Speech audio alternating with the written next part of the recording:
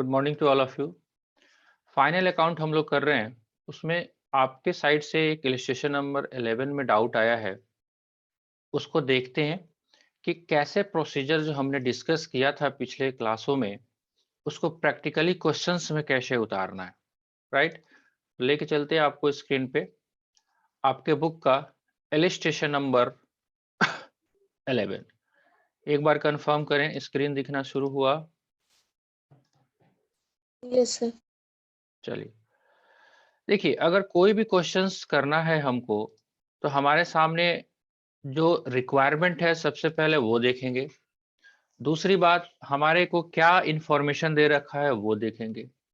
तो सिंपली अगर हम बात करें, हमारे को ट्रेडिंग और पीएल बनाना है और साथ ही साथ बैलेंस शीट भी बनाना है।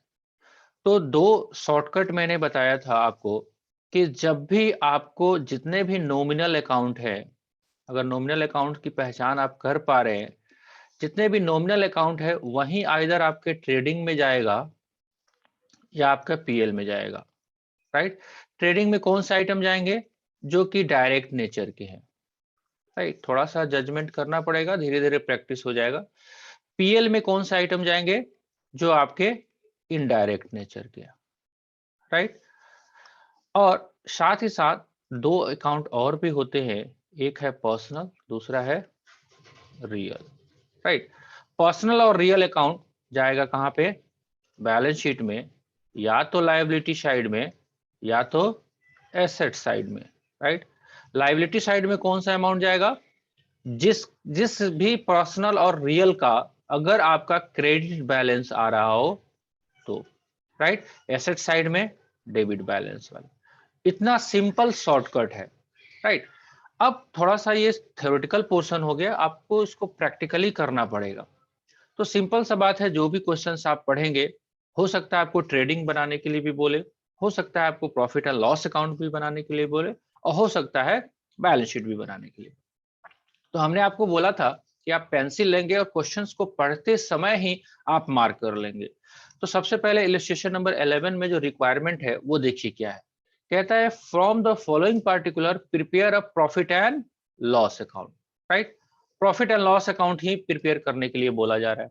आपसे ना ट्रेडिंग मांग रहा है ना बैलेंस शीट मांग रहा है। तो जो भी आइटम अगर बैलेंस शीट में जाने वाले हैं या ट्रेडिंग में जाने वाले हैं, उसको हम इग्नोर कर देंगे। जो भी आपका पीएल वाला आइटम है उसको हम लेके आएंगे। तो मार्किंग करके चलते हैं। इस क्वेश्चन में आपको ग्रॉस प्रॉफिट ऑलरेडी निकाल के दिया हुआ है, कोई दिक्कत नहीं।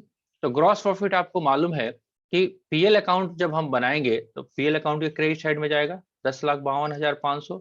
इसमें तो कोई दिक्कत नहीं है, ये तो ओके है ग्रॉस प्रॉफिट। चलिए, यस उसके बाद दुनिया जहान के जितने भी खर्चे हैं, अगर आप सोचो थोड़ा थोड़ा, तो मोस्टली जो खर्चे हैं वो पीएल अकाउंट के ही पार्ट होते हैं। फॉर एग्जांपल, अगर आपका ट्रेड एक्सपेंस है, अब ट्रेड एक्सपेंस का क्या मतलब हुआ? व्यापार के खर्चे। तो व्यापार के जो भी खर्चे हैं, अगर वो स्पेसिफिक नहीं है तो आप मान के चलिए वो इनडायरेक्ट नेचर है, पीएल में जाएगा। कैरेज ऑन सेल पीएल में जाएगा। कैरेज इनवर्ड कहां पे जाएगा? ट्रेडिंग में। एक कैरेज ऑन सेल का मतलब होगा कैरेज आउटवर्ड कहां पे जाएगा? पीएल में।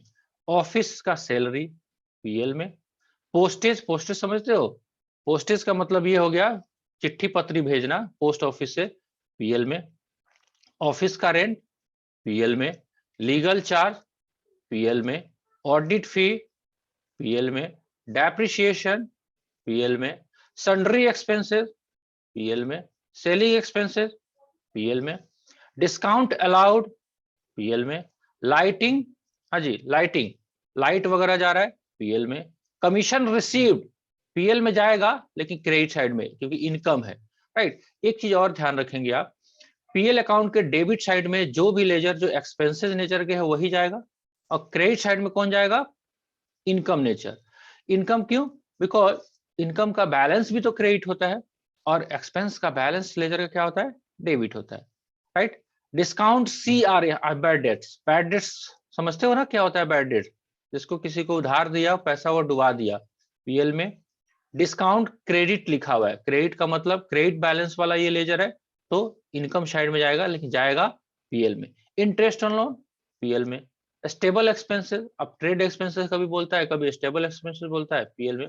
Export duty, export duty, import duty नहीं है ये, एक्सपोर्ट ड्यूटी पीएल में। मिसलेनियस इनकम पीएल में तो जाएगा लेकिन क्रेडिट साइड में। अनप्रोडक्टिव एक्सपेंस, कोई भी एक्सपेंस है, दुनिया जहान के जितने खर्चे हैं, तो इसमें कोई एक भी आइटम ऐसा दिया नहीं इस क्वेश्चन में, ये भी ट्रेवलिंग पीएल में, कि आपका ट्रेडिंग से रिलेशन में रखता हो। तो सिंपल सा इस क्वेश्चन में आपको उतारना था और छाप देना था। फिर भी पहले से जो धूल मिट्टी जमा हुआ था दिमाग में, थोड़ा सा भी हटा या अभी भी वैसे ही बरकरार है? हाँ जी, कुछ पता चला यस सर। कैसे करना है? देखो सिंपल सा यस बात है, सर। नाम कुछ भी खर्चे का दे सकता है। मैं शुरुआत से ही आपको कहते चल रहा हूं कि ये नाम कुछ भी बुला सकते हैं। एक ही जगह एक ही सामान का नाम जो है डिफरेंट डिफरेंट लैंग्वेज में अलग अलग हो सकता है कि नहीं हो सकता है? कोई कुछ कहता है, कोई कुछ कहता है ना जी? भाई देखिए, अब एक घिवड़ा सब्जी है, घिवड़ा समझते हो ना? घिवड़ा समझते हैं कि नहीं समझते? घिवड़ा सब्जी है, कुछ लोग इसको नेनुआ भी बोलते हैं कि नहीं बोलते? तो क्या आप घिवड़ा बोलो या नेनुआ बोलो, सब्जी तो वही है।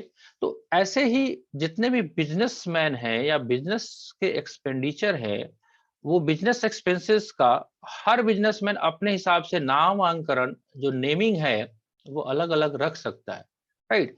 वो डिपेंड करता है प्योरली उस बिजनेसमैन के ऊपर, वो डिपेंड करता है बिल्कुल उस एरिया के नेचर के ऊपर कि भैया उस एरिया में इसको लोग क्या कहते हैं, है ना?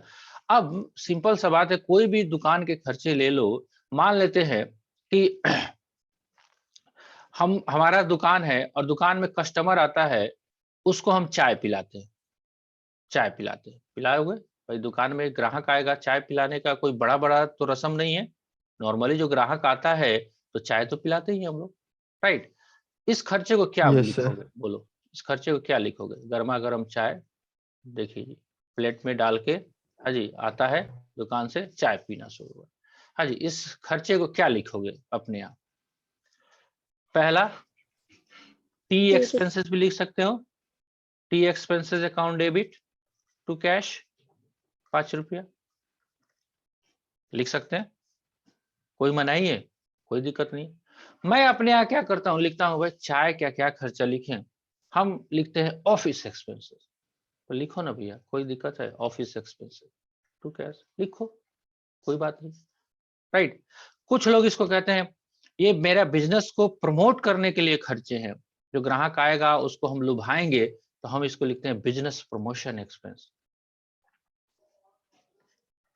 तो लिखिए ना, कोई दिक्कत नहीं, सेंस नहीं चेंज होना है, राइट? नाम अलग अलग हो सकता है लेकिन बात वही करने जा रहे हैं। कुछ लोग इसको और भी लिख सकते हैं, राइट? और भी कोई सोच सोच लो।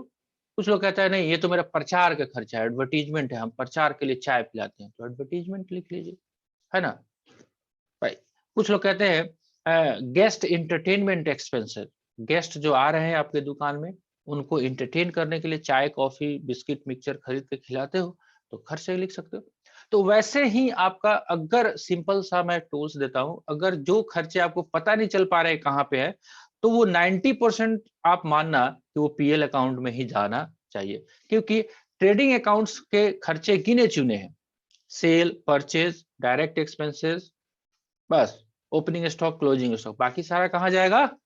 जो नॉमिनल अकाउंट है, ये ध्यान रखना, इसमें कोई पर्सनल अकाउंट और रियल अकाउंट नहीं है। अब बिल्डिंग दिया हुआ है, तो बिल्डिंग कहाँ पे जाएगा? बैलेंस शीट में। लेकिन बिल्डिंग को बनाने में जो खर्चा हुआ, जैसे रंगाई पुताई किया, रिपेयर एंड मेंटेनेंस, वो कहाँ जाएगा? कहाँ पे? पीएल अकाउंट में जाएगा ना जी। अगर आपने बिल्डिंग ही लेजर अकाउंट देखा है, तो वो तो जाएगा बैलेंस शीट में। बैलेंस शीट के किस साइड में? एसेट साइड में। लेकिन इस बिल्डिंग को आपका पेंट कराया आपने, पेंट कराया तो रिपेयर होगा, तो लिखोगे रिपेयर्स टू बिल्डिंग, लिखोगे कि नहीं लिखोगे? रिपेयर्स टू बिल्डिंग, तो ये कहाँ जाएगा? पीएल अकाउंट में। आपने पढ़ा हुआ है कैपिटल एंड रेवेन्यू एक्सपेंडिचर, आपने ऐसा पेंट कराया कि बिल्डिंग एकदम चकाचक हो गया, हेवी एक्सपेंडिचर, तो कैपिटलाइजेशन होता है। आपको मालूम है कि मेजर एक्सपेंसेस होते हैं जिससे बिल्डिंग का परफॉर्मेंस अच्छा हो जाए, एकदम बढ़िया से पूरा खखोर खखोर के पेंट कराया, ऐसा अगर मिले कि भाई पूरा प्लास्टर झरवा झरवा के पेंट कराया, यानी कि आपने उसकी यूजफुल लाइफ को बढ़ाया। तो हमने एक चैप्टर किया था कैपिटल एंड रेवेन्यू एक्सपेंडिचर। तो उस केस में अगर ये प्रोडक्ट की या एसेट्स की परफॉर्मेंस को इंक्रीज करने वाले खर्चे हैं तो कैपिटलाइजेशन हो जाएगा। उस केस में वो जाके कहां पे जुट जाएगा, बिल्डिंग में। तो ये सारे कॉन्सेप्ट भी आपको लेके चलने हैं। इसके अलावा अगर आपको ध्यान हो, यहाँ पे लिखा भी हुआ है डेप्रिसिएशन। आपको याद है डेप्रिसिएशन के लिए हम लोगों ने एक अलग से चैप्टर ही किया था, याद आ रहा है डेप्रिसिएशन? Yes sir. है ना? तो डेप्रिसिएशन कैसे निकालते हैं, वो सब चीजें बैलेंस शीट में प्रेजेंटेशन कैसे करोगे, एसएलएम से निकाला, डब्ल्यूडीबी से निकाला, वो सारी बातें यहाँ पे नहीं बताई जा रही है। यहाँ पे ये बताई जा रही है कि डेप्रिसिएशन का आपका अमाउंट जो आया, मान लेते हैं 10,000, वो कहाँ पे लिखा जाएगा, कहाँ पे लिखेंगे हम, पीएल अकाउंट में डेबिट करेंगे। ये सारे खर्चे हमारे बिजनेस के अप्रत्यक्ष रूप से है, यानी कि इनडायरेक्ट एक्सपेंसेस है। तो थोड़ा सा टाइम लगेगा, ये लेंदी चैप्टर ही होता है क्योंकि ये काफी इंपॉर्टेंट होता है। सबसे पहले इसका ऑब्जेक्टिव आपको मालूम होना चाहिए, है ना, क्या है नहीं है, राइट। तो परफॉर्मेंस, बिजनेस के परफॉर्मेंस को मापने का ये स्केल है प्रॉफिट एंड लॉस अकाउंट। दो अकाउंट प्रिपेयर हो रहे हैं, ट्रेडिंग से आपका ग्रॉस मार्जिन पता चल रहा है और पीएल से आपका नेट मार्जिन। और ये नेट प्रॉफिट जो आएगा वो होगा किसका, ये नेट प्रॉफिट जो यहाँ पे निकल के आया वो किसका हुआ, बताइए। ये लिखा हुआ ना, net profit transfer to capital account, ठीक है। तो बैलेंस शीट जब बनाने जाएंगे हम, तो बैलेंस शीट में हम क्या करेंगे, जब बैलेंस शीट आप बनाओगे तो आपको बताया था मैंने, इस बैलेंस शीट में आपको यहाँ पे लिखना है ना कैपिटल। तो कैपिटल ओपनिंग कुछ रहा होगा पहले से, वो लिखेंगे, प्लस क्या कर देंगे, ये ऐड क्या कर देंगे, profit during the year, profit during the year जो भी आएगा वहां से। कौन सा प्रॉफिट, आपका नेट प्रॉफिट कहां से आया, पीएल अकाउंट से। वो किसका है, प्रॉफिट जो आया वो किसका है, बिजनेसमैन का है। तो उसके पूंजी में जाके ऐड हो जाएगा। तो जो भी आपका पूंजी, मान लेते हैं 10 लाख इन्होंने लगाया था और इस साल 7.5 लाख का प्रॉफिट हुआ, तो इनका पूंजी कितना हो जाएगा, 7,50,000।